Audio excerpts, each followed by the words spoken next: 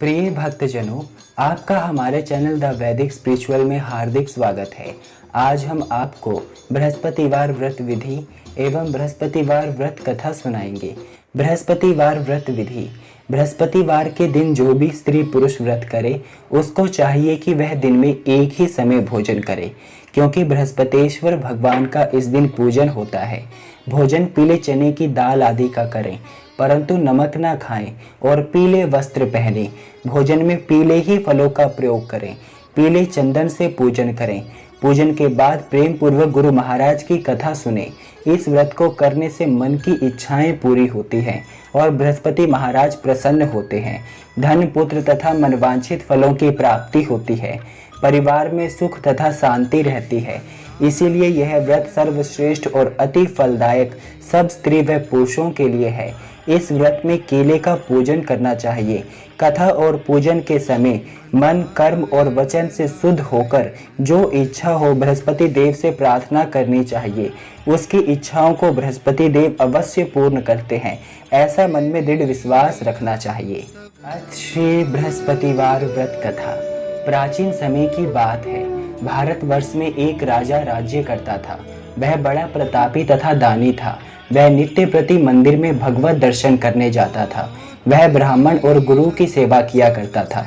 उसके द्वार से कोई भी याचक निराश होकर नहीं लौटता था। वह प्रत्येक गुरुवार को व्रत रखता एवं पूजन करता था। हर दिन गरीबों की सहायता करता था, परंतु यह सब बातें उसकी रानी को अच्छी नहीं लगती थी। वह न व्रत करती और न किसी को एक भी पैसा दान में देती थी। वह राजा से भी ऐसा करने को मना किया करती थी। एक समय की बात है कि राजा शिकार खेलने वन को चले गए। घर पर रानी और दासी थी। उस समय गुरु बृहस्पति साधु का रूप धारण कर राजा के दरवाजे पर भिक्षा मांगने आए। साधु ने रानी से भिक्षा मांगी तो वह कहने लगी, हे साधु महाराज, मैं इस दान और पुण्य से तंग आ गई हूँ। इस कार्य के लिए तो मेरे पतिदेव ही बहुत हैं। अब आप ऐसी कृपा करें कि सारा धन नष्ट हो जाए तथा मैं आराम से रह सकूं। साधु रूपी बृहस्पति देव ने कहा, हे देवी, तुम बड़ी विचित्र हो। संतान और धन से कोई दुखी नहीं होता, इसको सभी चाहते हैं। पापी भी पुत्र और धन की इच्छा करता है। अगर तुम्हारे पास धन अधिक है तो भूखे मनुष्यों को भोजन कराओ, प्याव लगवाओ, ब्राह्मणों को दान दो, धर्मशालाएं बनवाओ, कुआं, तालाब, बावड़ी, बाग बगीचे आदि का निर्माण कराओ तथा निर्धनों की कुंवारी कन्याओं का विवाह कराओ, साथ ही यज्ञ आदि करो। इस प्रकार के कर्मों से आपके कुल का और आपका नाम परलोक में सार्थक होगा एवं स्वर्ग की प्राप्ति होगी। परंतु रानी साधु की इन बातों से खुश नहीं हुई। उसने कहा, हे साधु महाराज, मुझे ऐसे धन की आवश्यकता नहीं जिसको मैं अन्य लोगों को दान दूं तथा जिसको रखने और संभालने में ही मेरा सारा समय नष्ट हो जाए। साधु ने कहा, हे देवी, यदि तुम्हारी ऐसी ही इच्छा है तो जैसा मैं तुम्हें बताता हूँ तुम वैसा ही करना। बृहस्पतिवार के दिन घर को गोबर से लीपना, अपने केसों को पीली मिट्टी से धोना, केसों को धोते समय स्नान करना, राजा से कहना वह हजामत करवाए, भोजन में मांस मदिरा खाना, कपड़े धोबी के यहाँ धुलने देना। इस प्रकार 7 बृहस्पतिवार करने से तुम्हारा धन नष्ट हो जाएगा। यह कहकर साधु महाराज रूपी बृहस्पति देव अंतर ध्यान हो गए। रानी ने साधु के कहे अनुसार 7 बृहस्पतिवार तक वैसा ही करने का विचार किया। साधु के बताए अनुसार कार्य करते हुए केवल 3 बृहस्पतिवार ही बीते थे कि उसकी समस्त धन संपत्ति नष्ट हो गई। भोजन के लिए दोनों समय परिवार तरसने लगा तथा सांसारिक भोगों से दुखी रहने लगा। तब वह राजा रानी से कहने लगा कि हे रानी, तुम यहाँ पर रहो, मैं दूसरे देश को जाता हूँ, क्योंकि यहाँ पर मुझे सभी मनुष्य जानते हैं। इसीलिए मैं यहाँ कोई कार्य नहीं कर सकता। मैं अब परदेश जा रहा हूँ, वहाँ कोई काम धंधा करूँगा, शायद हमारे भाग्य बदल जाएं। ऐसा कहकर राजा परदेश चला गया। वह वहाँ जंगल से लकड़ी काट कर लाता और शहर में बेचता। इस तरह जीवन व्यतीत करने लगा। इधर राजा के बिना रानी और दासियां दुखी रहने लगी। किसी दिन भोजन मिलता और किसी दिन जल पीकर ही रह जाती। एक समय रानी और दासियों को 7 दिन बिना भोजन के व्यतीत करने पड़े तो रानी ने अपनी दासी से कहा, हे दासी, यहाँ पास ही के नगर में मेरी बहन रहती है, वह बड़ी धनवान है, तो उसके पास जा और वहाँ से 5 सेर बेझर मांग कर ले आ, जिससे कुछ समय के लिए गुजारा हो जाएगा। दासी रानी की बहन के पास गई। रानी की बहन उस समय पूजा कर रही थी। बृहस्पतिवार का दिन था। दासी ने रानी की बहन से कहा, हे रानी, मुझे आपकी बहन ने भेजा है, मुझे 5 सेर बेझर दे दो। दासी ने यह बात अनेक बार कही, परंतु रानी की बहन ने कोई उत्तर नहीं दिया, क्योंकि वह उस समय बृहस्पतिवार की कथा सुन रही थी। जब दासी को रानी की बहन से कोई उत्तर नहीं मिला तो वह बहुत दुखी हुई। उसे क्रोध भी आया। वह लौटकर रानी से बोली, हे रानी, आपकी बहन बहुत ही धनी स्त्री है, वह छोटे लोगों से बात भी नहीं करती। मैंने उनसे कहा तो उन्होंने कोई उत्तर नहीं दिया। मैं वापस चली आई। रानी बोली, हे दासी, इसमें उसका कोई दोष नहीं है। जब बुरे दिन आते हैं तब कोई सहारा नहीं देता। अच्छे बुरे का पता विपत्ति में ही लगता है। जो ईश्वर की इच्छा होगी वही होगा। यह सब हमारे भाग्य का ही दोष है। उधर रानी की बहन ने सोचा कि मेरी बहन की दासी आई थी, परंतु मैं उससे नहीं बोली, इससे वह बहुत दुखी हुई होगी। अतः कथा सुन और विष्णु भगवान का पूजन समाप्त कर वह अपनी बहन के घर आई और कहने लगी, हे बहन, मैं बृहस्पतिवार का व्रत कर रही थी। तुम्हारी दासी हमारे घर आई थी, परंतु जब तक कथा होती है तब तक हम लोग ना उठते हैं और ना बोलते हैं, इसीलिए मैं नहीं बोली। कहो दासी क्यों गई थी? रानी बोली, बहन, हमारे घर अनाज नहीं था।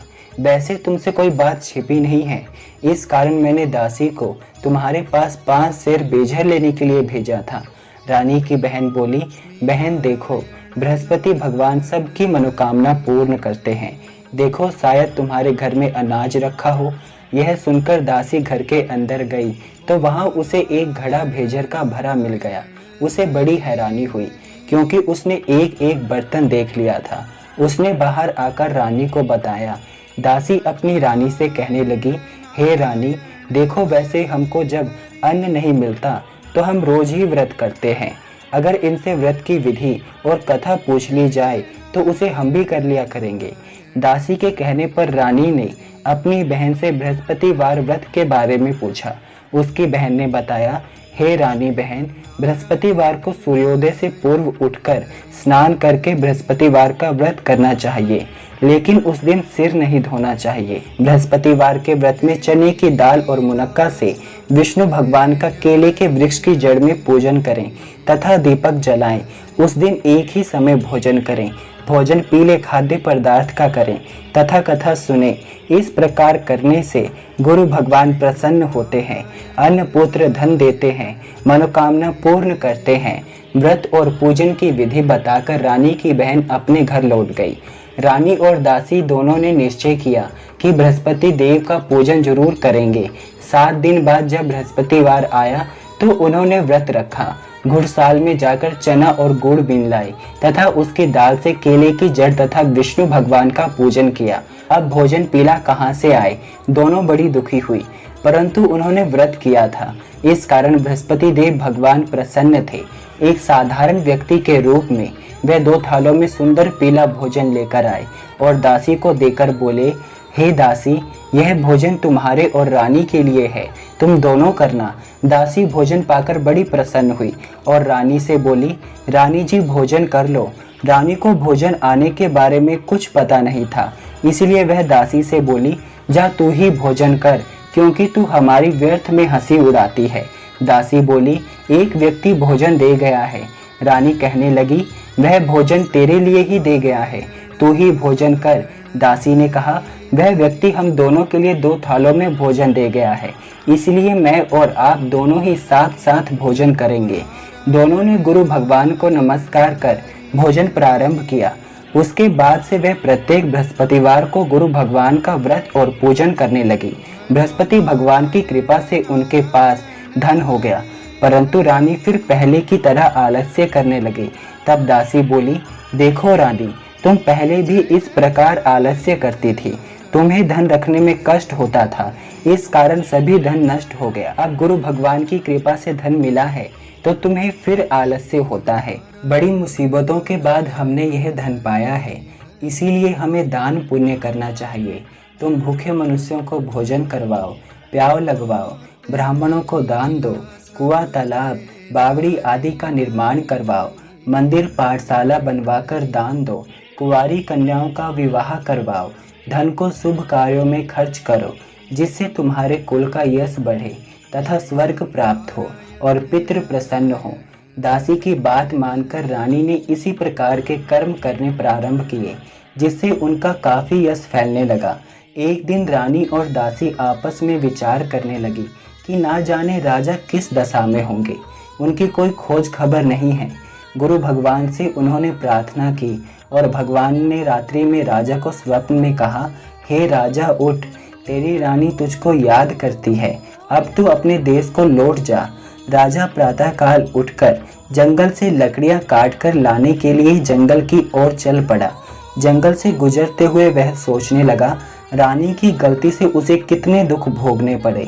राजपाट छोड़कर उसे जंगल में आकर रहना पड़ा।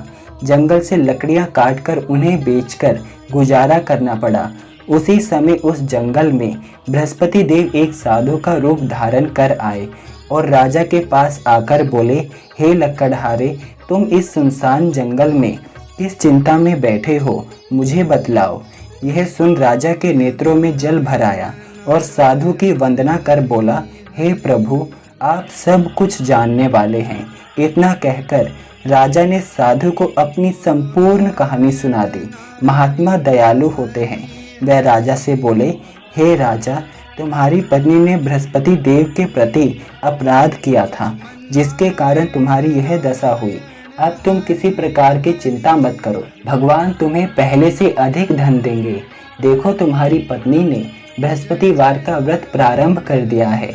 अब तुम भी बृहस्पतिवार का व्रत करके चने की दाल व गुड़ जल को लोटे में डालकर केले का पूजन करो, फिर कथा कहो या सुनो। भगवान तुम्हारी सब मनोकामनाओं को पूर्ण करेंगे। साधु को प्रसन्न देखकर राजा बोला, हे प्रभु, मुझे लकड़ी बेचकर इतना पैसा भी नहीं बचता जिससे भोजन करने के उपरांत कुछ बचा सकूं। मैंने रात्रि में अपनी रानी को व्याकुल देखा है। मेरे पास कोई साधन नहीं जिससे समाचार जान सकूं। फिर मैं बृहस्पति देव की क्या कहानी कहूँ, मुझको तो कुछ भी मालूम नहीं है। साधु ने कहा, हे राजन, तुम किसी बात की चिंता मत करो। बृहस्पतिवार के दिन तुम रोजाना की तरह लकड़ियां लेकर शहर में जाओ। तुम्हें रोज से दुगना धन प्राप्त होगा, जिससे तुम भली भांति भोजन कर लोगे तथा बृहस्पति देव की पूजा का सामान भी आ जाएगा। बृहस्पति देव की कथा इस प्रकार है। ओम नमो भगवते वासुदेवाय नमः। बृहस्पति देव की कथा। प्राचीन काल में एक बहुत ही निर्धन ब्राह्मण था। उसके कोई संतान नहीं थी। वह नित्य पूजा पाठ करता, परंतु उसकी स्त्री बहुत मलिनता के साथ रहती थी। वह न स्नान करती और न किसी देवता का पूजन करती। प्रातः काल उठते ही सर्वप्रथम भोजन करती, बाद में कोई अन्य कार्य करती। ब्राह्मण देवता बहुत दुखी रहते थे। पत्नी को बहुत समझाते, परंतु उसका कोई परिणाम न निकलता। भगवान की कृपा से ब्राह्मण की स्त्री को कन्या उत्पन्न हुई। वह कन्या अपने पिता के घर में बड़ी होने लगी। वह बालिका प्रातः स्नान करके भगवान विष्णु का जप करती। वह बचपन से ही बृहस्पतिवार का व्रत भी करने लगी। पूजा पाठ समाप्त कर स्कूल जाती तो अपनी मुट्ठी में जौ भर कर ले जाती और पाठशाला जाने के मार्ग में डालती जाती। वही जो स्वर्ण के हो जाते तो लौटते समय उनको बीन कर ले आती। एक दिन वह बालिका सूप में उन सोने के जौ को फटक कर साफ कर रही थी। तभी उसकी माँ ने देख लिया और कहा, हे बेटी, सोने के जौ को फटकने के लिए सोने का सूप होना चाहिए। दूसरे दिन बृहस्पतिवार था। इस कन्या ने व्रत रखा और बृहस्पति देव से प्रार्थना करके कहा, हे प्रभु, यदि मैंने सच्चे मन से आपकी पूजा की हो तो मुझे सोने का सूप दे दो। बृहस्पति देव ने उसकी प्रार्थना स्वीकार कर ली। रोजाना की तरह वह कन्या जौ फैलाती हुई स्कूल चली गई। स्कूल से लौटकर जब वह जौ बीन रही थी तो बृहस्पति देव की कृपा से उसे सोने का सूप मिला। उसे वह घर ले आई और उससे जौ साफ करने लगी, परंतु उसकी माँ का वही ढंग रहा। एक दिन की बात है, वह कन्या सोने के सूप में जौ साफ कर रही थी। उस समय उस नगर का राजकुमार वहां से होकर निकला। इस कन्या के रूप और सोने के सूप में जौ को साफ करते देखकर वह उस कन्या पर मोहित हो गया। राजमहल आकर वह भोजन तथा जल त्याग कर उदास होकर लेट गया। राजा को जब राजकुमार द्वारा अन्न जल त्यागने का समाचार ज्ञात हुआ तो अपने मंत्रियों के साथ वह अपने पुत्र के पास गए और बोले, हे बेटा, तुम्हें किस बात का कष्ट है? किसी ने अपमान किया है अथवा कोई और कारण है? मुझे बताओ, मैं वही कार्य करूंगा जिससे तुम्हें प्रसन्नता हो। राजकुमार ने अपने पिता की बातें सुनी तो वह बोला, मुझे आपकी कृपा से किसी बात का दुख नहीं है। किसी ने मेरा अपमान नहीं किया है, परंतु मैं उस लड़की के साथ विवाह करना चाहता हूँ जो सोने के सूप में जौ साफ कर रही थी। यह सुन राजा आश्चर्य में पड़ गया और बोला, हे बेटा, इस तरह की कन्या का पता तुम ही लगाओ, मैं उसके साथ तुम्हारा विवाह अवश्य ही करवा दूंगा। राजकुमार ने राजा को उस लड़की के घर का पता बतलाया। मंत्री उस लड़की के घर गया और राजा का आदेश ब्राह्मण को सुनाया। कुछ ही दिनों बाद ब्राह्मण की कन्या का विवाह राजकुमार के साथ संपन्न हो गया। कन्या के घर से जाते ही उस ब्राह्मण देवता के घर में पहले की भांति गरीबी का निवास हो गया। अब भोजन के लिए भी अन्न बड़ी मुश्किल से मिलता था।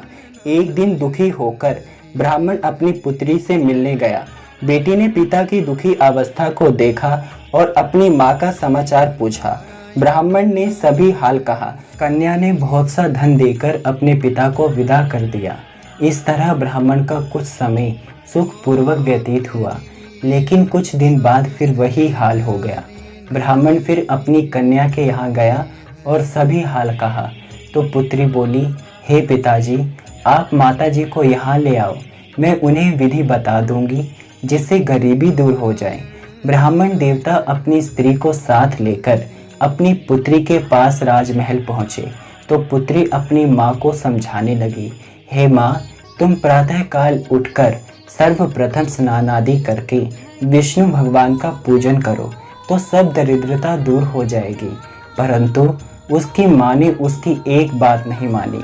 वह प्रातःकाल उठकर अपनी पुत्री के बच्चों का जूठन खा लेती थी। एक दिन उसकी पुत्री को बहुत गुस्सा आया। उसने एक रात एक कोठरी से सारा सामान निकाल दिया और अपनी माँ को उसमें बंद कर दिया। प्रातः उसमें से निकाला तथा स्नान आदि करा के पूजा पाठ करवाया तो उसकी माँ की बुद्धि ठीक हो गई। इसके बाद वह नियम से पूजा पाठ करती और प्रत्येक बृहस्पतिवार को व्रत रखने लगी। इस व्रत के प्रभाव से उसकी माँ भी बहुत धनवान हो गई और बृहस्पति देवता के प्रभाव से स्वर्ग को गई। वह ब्राह्मण भी सुखपूर्वक इस लोक का सुख भोग कर स्वर्ग को प्राप्त हुए। इस तरह कहानी कहकर साधु देवता वहां से लोप हो गए। धीरे धीरे समय व्यतीत होने पर फिर बृहस्पतिवार का दिन आया। राजा जंगल से लकड़ी काटकर किसी शहर में बेचने गया। उसे उस दिन से और दिन से अधिक धन मिला। राजा ने चना गुड़ आदि लाकर बृहस्पतिवार का व्रत किया। उस दिन से उसके सभी कलेश दूर हो गए। परंतु जब अगला गुरुवार का दिन आया तो वह बृहस्पतिवार का व्रत करना भूल गया। इस कारण बृहस्पति भगवान नाराज हो गए। उस दिन उस नगर के राजा ने विशाल यज्ञ का आयोजन किया तथा अपने समस्त राज्य में घोषणा करवा दी कि कोई भी मनुष्य अपने घर में भोजन न बनाए तथा आग भी न जलाए। समस्त लोग मेरे यहाँ भोजन करने आए। जो इस आज्ञा को ना मानेगा उसको फांसी की सजा दी जाएगी। राजा की आज्ञा अनुसार राज्य के सभी वासी राजा के भोज में सम्मिलित हुए, लेकिन लकड़हारा कुछ देर से पहुंचा, इसलिए राजा उसको अपने साथ महल में ले गए। जब राजा लकड़हारे को भोजन करा रहे थे तो रानी की दृष्टि उस खूंटी पर पड़ी जिस पर उसका हार लटका हुआ था। उसे हार खूंटी पर लटका दिखाई नहीं दिया। रानी को निश्चय हो गया कि मेरा हार इसी लकड़हारे ने चुरा लिया है। उसी समय सैनिक बुलवाकर उसको जेल में डलवा दिया। जब लकड़हारा जेल खाने में गया तो बहुत दुखी होकर विचार करने लगा कि ना जाने कौन से पूर्व जन्म के कर्म से मुझे यह दुख प्राप्त हुआ है, और उसी साधु को याद करने लगा जो उसे जंगल में मिला था।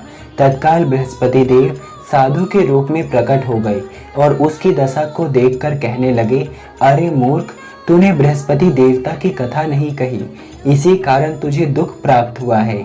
अब तू चिंता मत कर, बृहस्पतिवार के दिन जेल खाने के दरवाजे पर 4 पैसे पड़े मिलेंगे, उनसे तू बृहस्पति देव की पूजा करना तो तेरे सभी कष्ट दूर हो जाएंगे। अगले बृहस्पतिवार उसे जेल खाने के दरवाजे पर 4 पैसे पड़े मिले। राजा ने पूजा का सामान मंगवाकर कथा कही और प्रसाद बांटा। उसी रात्रि को बृहस्पति देव ने उस नगर के राजा को स्वप्न में कहा, हे राजा, तूने जिस आदमी को जेल खाने में बंद कर दिया है वह निर्दोष है, वह राजा है, उसे छोड़ देना। रानी का हार उसी खूंटी पर लटका हुआ है, अगर तू ऐसा नहीं करेगा तो मैं तेरे राज्य को नष्ट कर दूंगा। राजा प्रातःकाल उठा और खूंटी पर हार टंगा देखकर लकड़हारे को बुलाकर क्षमा मांगी तथा राजा को योग्य सुंदर वस्त्र आभूषण भेंट कर उसे विदा किया। गुरुदेव की आज्ञा अनुसार राजा अपने नगर को चल दिया। राजा जब नगर के निकट पहुंचा तो उसे बड़ा ही आश्चर्य हुआ। नगर में पहले से अधिक बाग, तालाब और कुएं तथा बहुत सी धर्मशालाएं, मंदिर आदि बने हुए थे। राजा ने पूछा कि यह किसका बाग और धर्मशाला है। तब नगर के सब लोग कहने लगे, यह सब रानी और दासी द्वारा बनवाए गए हैं। राजा को आश्चर्य हुआ और गुस्सा भी आया। जब रानी ने खबर सुनी कि राजा आ रहे हैं तो उसने अपनी दासी से कहा, हे दासी, देख राजा हमको कितनी बुरी हालत में छोड़ गए थे, वह हमारी ऐसी हालत देखकर लौट ना जाएं, इसीलिए तू दरवाजे पर खड़ी हो जा। रानी की आज्ञा अनुसार दासी दरवाजे पर खड़ी हो गई। जब राजा आए तो उन्हें अपने साथ महल में लिवा लाई। राजा ने क्रोध करके अपनी तलवार निकाली और पूछने लगा, बताओ यह धन तुम्हें कैसे प्राप्त हुआ है। तब रानी ने बताया, हमें यह सब धन बृहस्पति देव के व्रत के प्रभाव से प्राप्त हुआ है। राजा ने तब निश्चय किया कि 7 रोज बाद तो सभी बृहस्पति देव का पूजन करते हैं, परंतु मैं रोजाना दिन में 3 बार कथा कहा करूँगा तथा रोज व्रत किया करूँगा। अब हर समय राजा के दुपट्टे में चने की दाल बंधी रहती तथा दिन में 3 बार कथा कहता। एक रोज राजा ने निश्चय किया कि चलो अपनी बहन के यहाँ आए। इस तरह का विचार कर राजा घोड़े पर सवार हो अपनी बहन के यहाँ चल दिया। मार्ग में उसने देखा कि कुछ आदमी एक मुर्दे को लिए जा रहे हैं। उन्हें रोककर राजा कहने लगा, अरे भाइयों, मेरी बृहस्पतिवार की कथा सुन लो। वह बोले, लो, हमारा तो आदमी मर गया है, इसको अपनी कथा की पड़ी है। परंतु कुछ आदमी बोले, अच्छा कहो, हम तुम्हारी कथा भी सुनेंगे। राजा ने दाल निकाली और कथा कहनी शुरू कर दी। जब कथा आधी हुई तो मुर्दा हिलने लगा और जब कथा समाप्त हुई तो राम राम करते हुए वह मुर्दा खड़ा हो गया। राजा आगे बढ़ा। उसे चलते चलते शाम हो गई। आगे मार्ग में उसे किसान खेत में हल चलाता मिला। राजा उससे बोला, अरे भैया, तुम मेरे बृहस्पतिवार की कथा सुन लो। किसान बोला, जब तक मैं तेरी कथा सुनूंगा तब तक 4 हरैया जोत लूंगा। जा अपनी कथा किसी और को सुनाना। राजा आगे चलने लगा।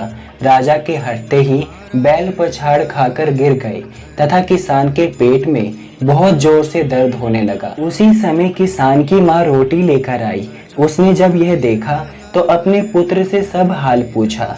बेटे ने सभी हाल बता दिया।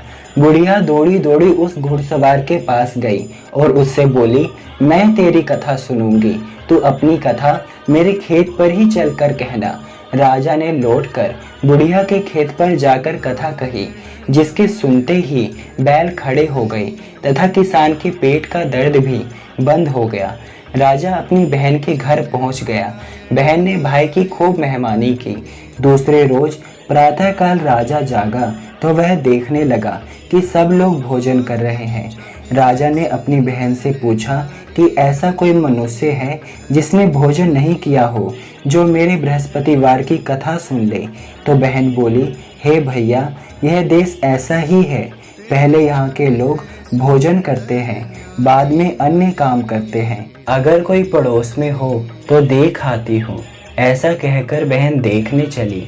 परंतु उसे कोई भी ऐसा व्यक्ति नहीं मिला जिसने भोजन ना किया हो। वह एक कुम्हार के घर गई जिसका लड़का बीमार था। उसे मालूम हुआ कि उसके यहाँ 3 दिन से किसी ने भोजन नहीं किया है। रानी ने अपने भाई की कथा सुनने के लिए कुम्हार से कहा। वह तैयार हो गया। राजा ने जाकर बृहस्पतिवार की कथा कही, जिसको सुनकर उसका लड़का ठीक हो गया। अब तो राजा की प्रशंसा होने लगी। एक दिन राजा ने अपनी बहन से कहा, हे बहन, मैं अपने घर को जाऊंगा, तुम भी तैयार हो जाओ। राजा की बहन ने अपनी सास से अपने भाई के साथ जाने की आज्ञा मांगी।